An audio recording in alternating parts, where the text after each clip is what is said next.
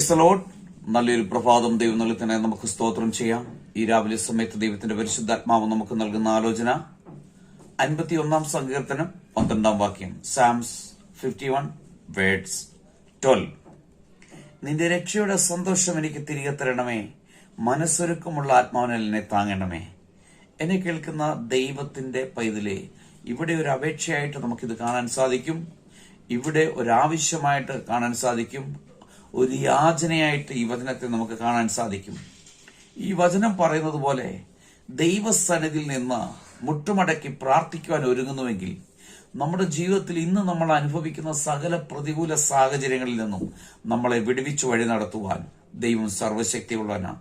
നമ്മുടെ വരുമാനത്തിൽ, നമ്മുടെ ജോലിയിൽ, നമ്മുടെ കുഞ്ഞുങ്ങളുടെ വിദ്യാഭ്യാസത്തിൽ, ആമേൻ, അതുപോലെ ആത്മീയ മണ്ഡലത്തിൽ, ആത്മീയ ശുശ്രൂഷയിലെ തളർന്നു പോയിരിക്കുന്നിടത്ത് നമ്മളെ തന്നെ താഴ്ത്തി പ്രാർത്ഥിക്കുവാൻ ദൈവകരങ്ങളിൽ ഏൽപ്പിച്ചു കൊടുത്താൽ കർത്താവ് നിശ്ചയമായിട്ടും ഈ തിരുവചന പ്രകാരം മാനിച്ചുയർത്താൻ സർവശക്തിയുള്ളവനാ.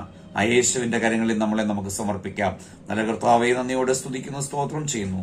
രാവിലെ സമയത്തിനെ കേൾക്കുന്ന എല്ലാ പ്രിയപ്പെട്ടവരെയും ഈ തിരുവെഴുത്ത് പ്രകാരം പിതാവിന്റെയും പുത്രന്റെയും പരിശുദ്ധാത്മാവിന്റെയും നാമത്തിൽ അനുഗ്രഹിച്ച് പ്രാർത്ഥിക്കുന്നു. പ്രാർത്ഥന ഘടനായി സ്തോത്രം യേശുവിന്റെ നാമത്തിൽ പിതാവേ, ആമേൻ.